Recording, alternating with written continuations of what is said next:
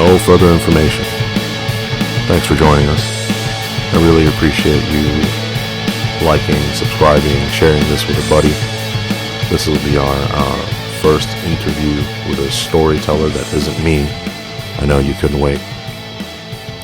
You're going to hear from one of my best friends, former coworker, former trainee, and just an all-around great guy.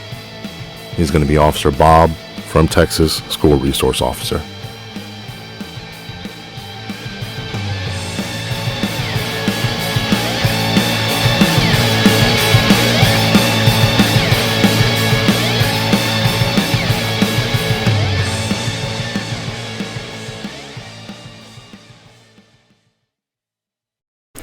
I'm Officer Bob. I'm a police officer, and I'm an SRO in Texas.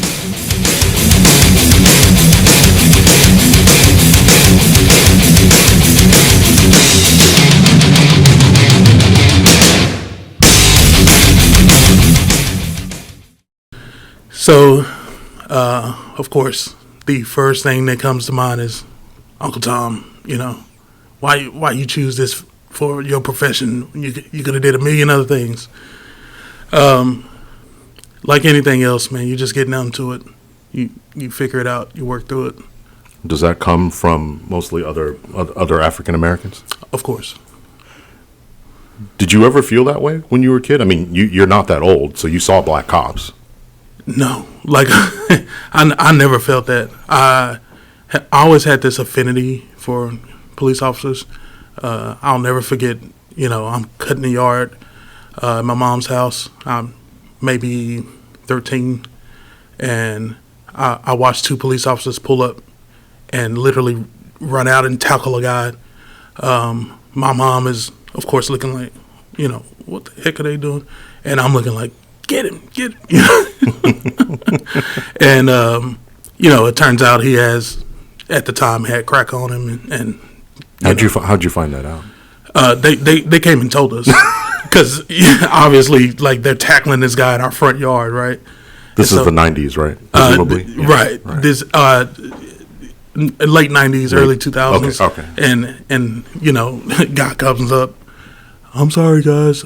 This is what happened, and he showed us, and like in his hand, he held it out to us. Wow. And that made me even more like, yeah, get him out of here. Do you feel like cops today would ever do anything like that? So, we tackled a guy in front of an African American family's home. It has their optics. Do we turn around and we say to them, "This is why we're doing this, ma'am"? If you're generalizing, I'd say no. I mean, isn't it more beneficial to the community for us to bridge the gap that way, to say, "Ma'am, this is why this is happening"? It depends. Sometimes you stir the hornet's nest even more than you intend to. So you go up, well, this is why we're doing it. Ain't y'all got nothing better to do? So getting back to your perceptions as a kid versus now, let me ask this. Generally, the accusations of Uncle Tom coming from men versus women, younger versus older? They definitely come more from men, and I'd say older. So that's interesting to me, because like your mom probably viewed police officers in a positive light. She's proud that her son's a cop, but now you have an older generation. Has the perception of law enforcement changed? Have cops been more racist? Is the accusations are certainly well deserved. I mean, it's a mix. What do you think?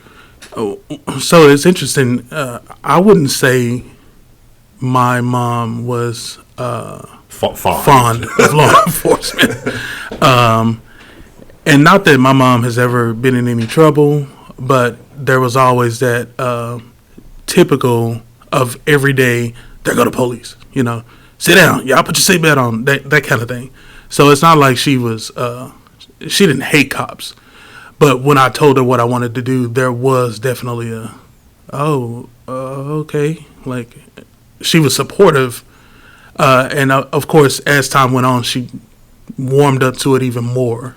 Describe for me her initial hesitation. I mean, I know she's not here, but describe for me what that. What is that? So, I'll give you the exact situation. So, where she and I are driving. I know your mom, by the way. Right, of course. Who's the most beautiful, strongest. She's so much like you, and you like she. Everything I know, everything I am, is because of her. So we're driving, and Dallas at the time is going through a heavy recruiting cycle. So they have a $10,000. There you go. They have this huge billboard up and $10,000 sign-on bonus. And I had already been leaning towards it. At the time, I was working as a EMT for a private ambulance company. Don't you think that's a little ironic? So, I was already looking at switching because, and I'm going off on a tangent. You can bring me back in. At the time, I'm working for this private ambulance company, and we have what we call black patch medics. They're tactical medics, so they are police and medics. And, they were just the coolest guys. They walk in. When I grow up, I wanna. Exactly. They got the black patch, and they come in. Hey, what's up? And so I had already been looking at it, and we passed this billboard, and I go, I think I'm gonna do that. Like, I want to apply. And she just kind of looks over. I'm driving, and she looks over at me like, huh? And we had this long, I don't even remember where we were going, but we had this long conversation, and it wasn't why you want to do that because Uncle Tom, or it was more, man, like, that's not safe. The same reaction, by the way, she had when I told her I wanted to go to the military. Because my mom always told me in high school, you got three choices. You can go to school, you can go serve Uncle Sam, or you can go get you a job. But when it came time and I came home with this paperwork for the military, she was like, oh, no. And this is... But you said, exactly. But this is also in the context of 2003, the war in Iraq. Right. And she was like, she was not having it. Of course. So when you're accused, when that accusation is levied against you, that's work. You brush it off. You do your job. Right. Tell me about your personal life. You're a black cop in Dallas, in the South. So I have had some unfortunate run-ins. I won't go into too much detail just because of I don't want to start getting all pissed off. But start fighting. Yeah, but everybody loses friends when they get on the job. Yeah, everybody loses friends. I've run into that side of it. By the nature of the job. Just the nature of the job. There's certain people you just got to cut off. I can't hang around you.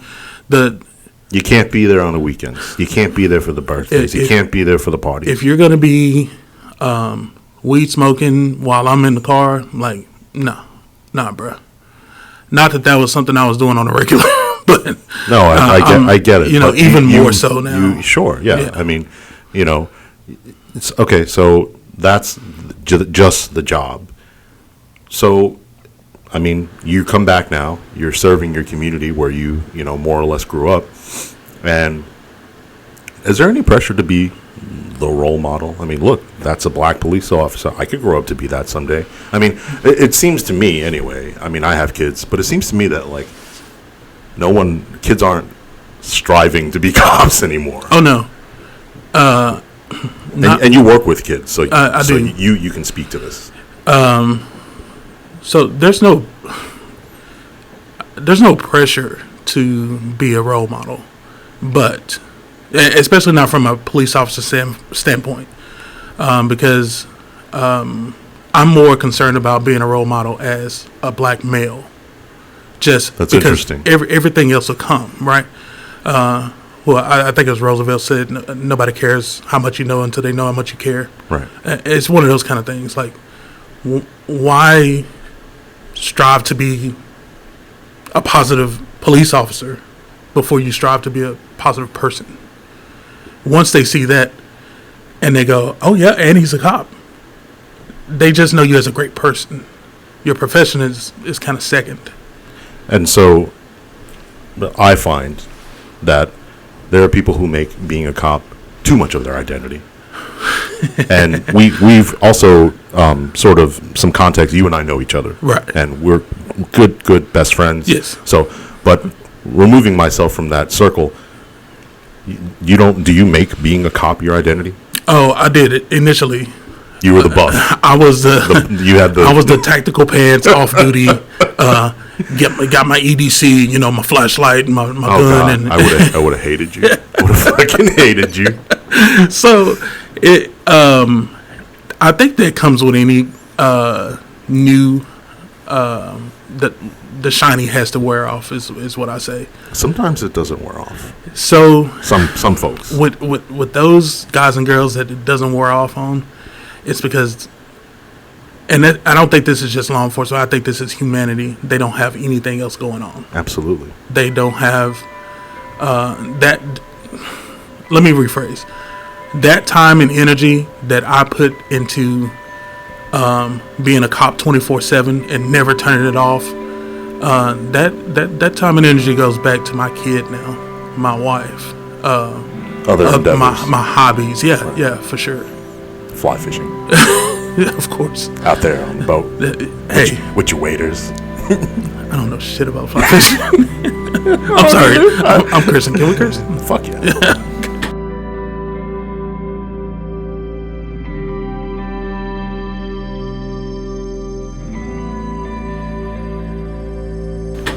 Tell me, do you remember your first arrest, your first collar? I do actually. Was it unremarkable like mine? No, it was. So, working in a very, very rural. Yeah, because this isn't your first apartment. No. Right, yeah, you were in a rural area, mad rural. Yeah, fit right in, right? Sure. Yeah, boy. This this department was one of a kind. Yeah. But the scary thing is in Texas. In Texas. Yeah. But the scary thing is that there are so many departments out here like this. I went through FTO or field training for maybe 3 or 4 weeks, and one day the chief threw me some keys and said, "Don't kill nobody, Ricky." This is out of the academy. Yeah, straight out of the academy. Threw me the keys and said, "Don't kill nobody, Ricky." And that patrol was unit. Gun, patrol unit, gun, uniform, shield, shotgun, yeah, the full kit and caboodle. And people think Dallas, San Antonio, Houston, Austin. No, this is the majority of Texas. The majority of Texas. I don't know. I don't want to get too political, but if you look at the political maps, how Republicans, the Republican Party tends to win their elections, it's in the rural areas of Texas. Are we talking about sheriffs or general? General, just sure. Yeah, I agree with that. Everybody knows Texas is conservative. Yeah. So and then the concentrated areas, of course, the inner cities tend to lean more Democratic and more the blue, if you will. Right. So back to your point, the red areas is how I describe them. That's why I had to give some context before I said it's red. Absolutely. Excuse me. So I go out, it's maybe midnight, and I stop a car. Are you only one on duty? Only one on duty. Right. Your backup is county DPS? My backup is a neighboring city, right. Which is about 15 minutes away. Right. And the county sheriffs. And DPS? Probably if they're in the area. If the other fucking two don't show up? This county is huge. Right. I got you. So I know where it is. And I think there's 2 troopers for this entire county. So for people who don't understand, in Texas, the DPS typically runs the highways, and in more rural areas where there's not as much law enforcement, they will take the crashes, the investigations. They may even go to jobs. They are more than willing to help. Right. They just have to be in the area. There's only so much they can do. When you work for you worked in a county that was, let's just say, the top 3 most populous counties in Texas. Right. Okay. Right. So when you're in a populous county like that, you have local law enforcement, then you have the county who takes over the unincorporated calls of the jobs. DPS has a far less role in the more populous counties. Right. Okay. So late night car stop. speeding. Bullshit. Yeah. Get up there. It's a young female, white female, very slender. Just kind of normal looking chick. Was she hot? No, I'm just kidding. Go ahead. Buddy. I get her ID. I go back. I run her name via dispatch radio. Quickly. Body cameras? Oh no, this is long before body cameras. In-car camera? In-car camera? Videotape. But no audio? Yes, audio. Mic pack with the huge microphone. Looking like the microphone we're holding right now. I'm holding right exactly. Now. Okay, man, what I need you to do is go ahead and step off of it. And the way you record this thing, it's literally a video cassette recorder in the back, in the trunk. That you would overwrite. Yes. Right. And after so many times of overwriting these tapes, they look all wonky. Listen. You're trying to testify in court, and you're like, if you can see here. And it's like. Listeners are like, how old is motherfucker? So He's not that old. He's not that old, guys. It's just the tech hasn't caught up. Yeah, for sure. So I go back, I run her name, right? And then I'm sitting there just, honestly, it's kind of scary. I'm sitting there really not paying attention, and then I hear, boop. I won't say my number at the time, but right. And so, is your radio secure? I'm like, what the fuck does that mean? What does that mean? It's on my belt. For those listening that don't know, when you hear that tone, that's an indicator of we'll just say, hey, we're about to tell you something really bad. You need to pay attention. And they ask, is your radio secure? Meaning, can the person that we're about to tell you about hear what we're about to tell you? Or anyone else. Is anyone standing around you to hear that you don't want to hear? To eavesdrop on this conversation? And if you were, you'd say negative stand by. Okay, go ahead. So, she asked again. Because you were still trying to figure out what the fuck she was talking about. And so, is your radio secure? Me being the genius that I am, I said stand by. Because I don't want to say yes. So I don't know what that means. So you can call somebody to figure out. No. I call her. Because the dispatcher on duty at the time was married to my sergeant that worked for our department. Right. So I call her like, hey, she's like, God dang it. Fuck, we give you a radio for a month. She's like, no, but she was super nice. She was like, right. she knows, she knew what was up. Sure. She knew the situation. And just so everyone and all cops listening know, good dispatchers, man. Fuck. Yes. They majority are bad. I'm gonna say it. I'm not on the job anymore. I can talk shit. Most dispatchers are bad. Most cops are bad. But good dispatcher, hang on to that motherfucker. Yeah, buddy. All right. So she was a gem, man. She was a sweetheart. She goes, okay, hold on. So is she where she can hear what I'm about to tell you? No. She said, okay, this is what's going to happen. And I need to get you back on the radio. I don't want to say this stuff over the phone because I need this stuff recorded. Right. Okay. All radio transmissions are recorded. Right. So I hang up with her. And she's like, well, let's do this again. SO, is your radio secure? I'm like, yes. 10-4, go ahead.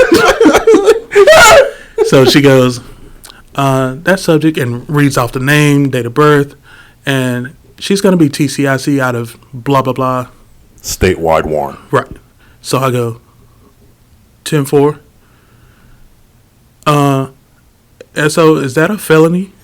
You did not ask that over the radio? She goes, yeah, you funny. SO, that's going to be TCIC out of blah, blah, blah county. Now, in your defense, Class A's and B's. And B's do get TIC. But we're going to go with... the story makes... it's a better story if you're the dumbass. Which I was, so we don't have to embellish too much. So, phone rings. She goes, hey, dude, she's got a felony warrant out of blah, blah, blah for, I think it was possession. Sure. Okay. So she goes, I'm sending you a unit. I didn't ask, right? She goes, I'm going to tell you over the radio, I'm sending you a unit, and he's going to respond. So we hang up, and she goes, SO, blah, blah, blah. I need you to be en route to blah, blah, blah. And I'm headed that way, you know. He was asleep. And this particular guy, he was a sergeant with the SO, and great guy. Like, Sure. I still talk to him to this day. Old hat. Old guy. He is retired now. He retired as a K-9 officer. He's a great guy. Yeah. He shows up, and keep in mind, we're on this traffic stop. We're going on 15, maybe 20 minutes at this point. So now the violator is starting to. Yeah. She's doing the thing where she's looking around. She's turning back, and she's going, "Hey." She steps out of the car. She's stretching. She's warming up her calf muscles. So, he shows up. I get out, and I'm like, "Hey, man, glad to see you." You're so green, you're purple. He goes, "All right, man. Right. What are you doing?" Right. "I'm gonna arrest her." He's like, "Okay." Why did you sound like that? I was probably peeing a little bit too. I'm like, this wasn't that long ago. Why did you sound like you were 14? So, man, I might as well have been. No, I get it. No shit. I mean, I was, man. I mean, let's pause here for a second. You graduated the academy 4 weeks prior to the stop. Yes. And you were given keys to a marked patrol unit. Yes. You had a Crown Vic? No, I had I'm sorry, it was a Crown Vic. Right. Yep. And a gun and a shield, and it's 2:00 in the morning. I mean, full police markings. I mean, it's scary when you think about it. It's scary. 4 weeks ago, Yeah. you were sitting in a classroom. I was sitting in a classroom, learning about CCP. trying to pass the test so that I can the statewide test. Yes. Yeah. Yes. Learn fitness and nutrition. Yeah. Yeah. And now you're about to put handcuffs And on now I'm a about human. to take somebody's freedom away. Deservedly or not, I'm about to take somebody's freedom. What you just said right now. I'm pointing at him. What you just said right now is something that a lot of people don't wrap their heads around. Which is, yes, I have probable cause. Yes, this is the correct action. You're still depriving someone of their most basic, let's just call it God-given right to be free. The thing that our country was built on, right? Literally, freedom from tyranny, and oppression. So I'm about to take that away from somebody. So this sergeant, he's a K-9 officer. And I'm sorry, just to add on, which if you had tried to do 5 weeks prior, you would have gone to prison for unlawful restraint or kidnapping. Wrap your mind around that, okay? I don't think people. One day you're just ordinary guy. Next day you can shoot. You can break into, you can take someone's freedom, and nobody bats an eye. As long as it does. If it's justified, yeah, legally done. You can literally kick somebody's door in. What other profession can you do that? Well, maybe not you, but. So, bro, we're not going to get into our stories. We may. We may. Right. So, he's like, okay, what are you doing? I'm going to arrest her. Okay. He goes, give me her ID, I'll start your paperwork. And I go, huh? And I'm turning, I'm looking, and I'm sweating bullets. I was so flustered. And he goes, okay, it's right here. And it was like attached to, like I had a knife in my back pocket, and it somehow had been clipped onto my back pocket knife. Right. It not that matters. I'm just trying to give you a picture of how inept I was at the moment. And now everything's going wrong now. Everything. No. So he goes, come here. So he reaches down and flips my mic off. And he goes, get your shit together. And he looks at me square in the face. I'll never forget this. And I almost said his name. I won't do that. He's not a small guy. He's looking... I'm 6'2". You're not a I'm small 6'2". Yeah. He's looking down at me and he goes, get your shit together. I'm going up here with you, but get your shit together. You needed that. I took a deep breath. He goes, are you ready now? In other words, he's going, hey, pussy, like, what are you doing? Are you going to do this, or are you going to cut this lady loose? Like, what? Piss her, get off the plane. Yeah, exactly. So we go up there, and, I do the, can you step out? And she's going, why? What for? Ma'am, can you step out of the vehicle? I'm asking you to step out. Well, I didn't do anything wrong, ma'am. From over on the other side, he's like, hey, get out of the car. She opens the door. I'm like, well, why is it different when he says it? So it's a charisma. It's a presence. Absolutely. It's inarticulable. Command presence. It's real. It's real. A real thing. Unlearnable. No. It's you either have it or you don't. It's not math. No, I can't. So she gets out. Ma'am, you're being placed under arrest. You have a warrant out of blah blah blah. And literally, what I just did is what I did. I just stood there. There's this awkward silence.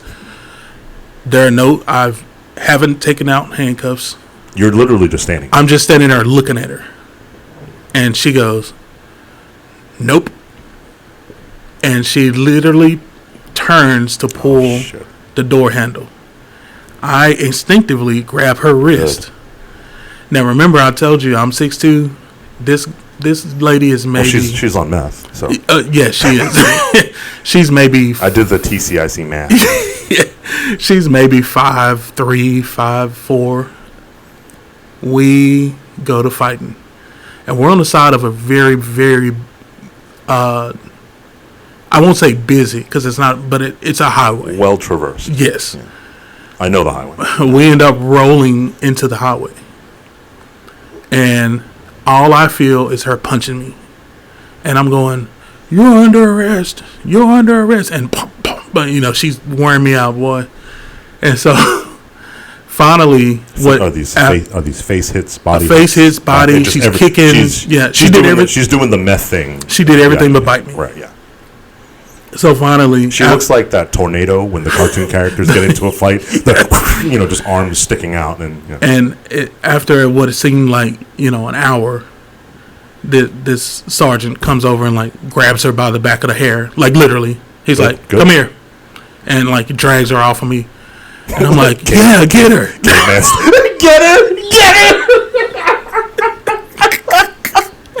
That's right. And he Shaft threw his cuffs in the air and they magically landed on her wrist.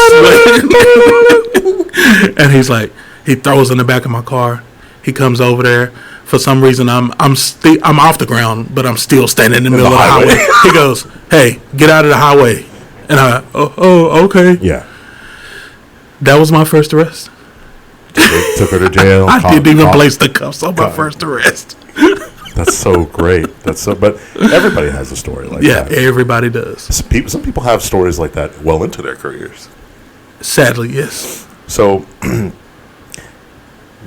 if you had to assign it a number, how many more arrests where you start to go, okay, all right, I kind of know what I'm doing. This seems familiar to me. I know the language. I know the lingo. Ma'am, step out of the car, or I'm going to remove you from. Where do you start learning? Personally, I would say it took me maybe 20. I was going to say 20. I would say I would agree with that number. 20, maybe 25 before you start. I hate to talk about taking away someone's freedom, but in this way, but you start getting into your groove, so to speak, for lack of a better term. Right. You kind of figure things out, and like you said, the language, what to say, how to say it. Not you're being placed under arrest. You're under arrest. There's a difference. It makes a difference. Absolutely. So you get into this rhythm of things, and you just start, for lack of a better word, again, getting better.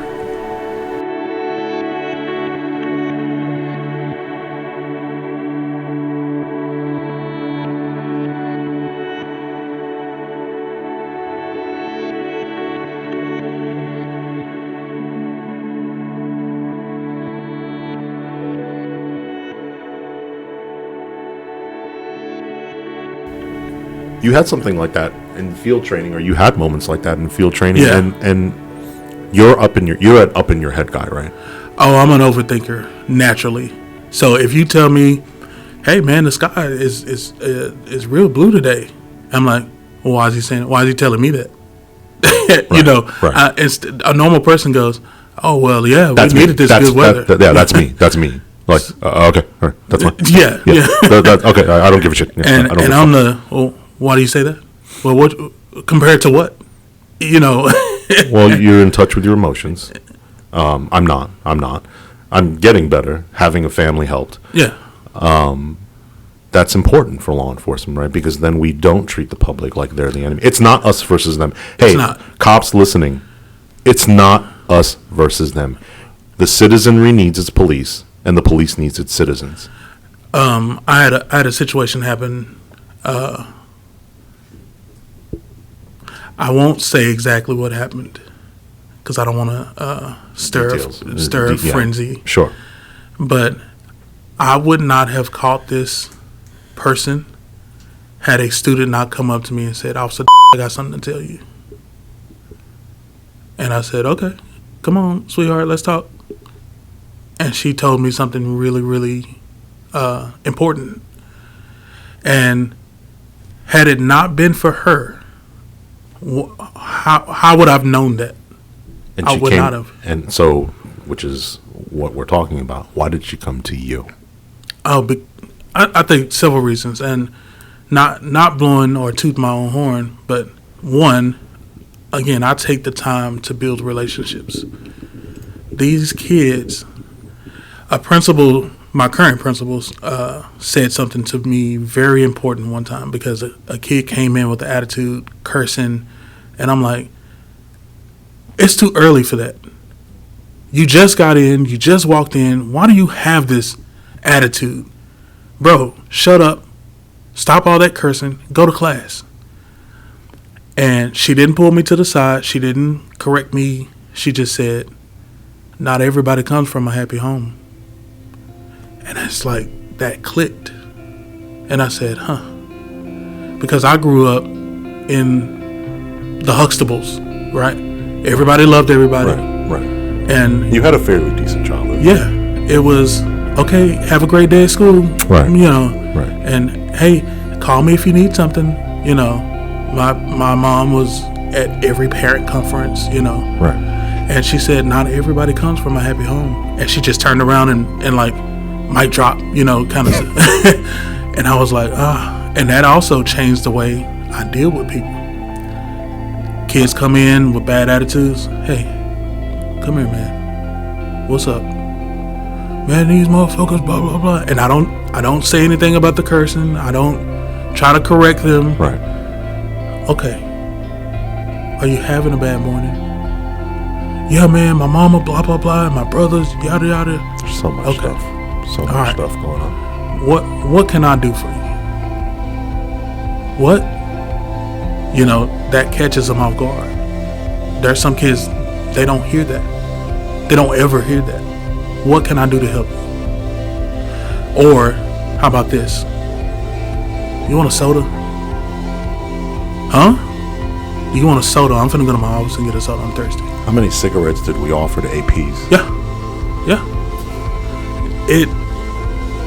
It makes a difference, especially when you keep in mind you can treat this kid like shit. You can yell at him. Guess who you have to see tomorrow morning? How about in 4 years? Oh, Guess whose parents you have to deal with? Guess who, when you need something or you need to know something, guess who you're going to be going to? Because this kid runs in those same circles as, hey, do you know so-and-so? What's up with him? Now these kids will come to me and say, oh yeah, I know, bro, he cool. Or, nah, man, I'll watch him, man, because he be doing X, Y, Z, You've built up a network. Mm-hmm. Yeah, that's trust. That's being in touch. School environment's different. Very. Yeah.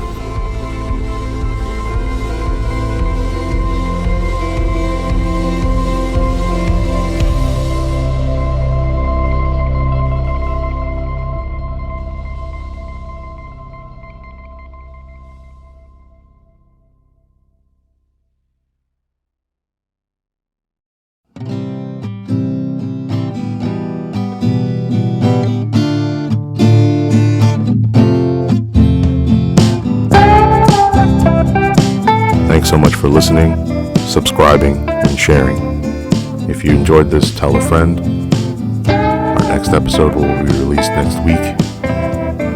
www.nfipodcast.com, YouTube at NFI Podcast, email podcast@nfipodcast.com. Stay safe out there, and remember, do your job.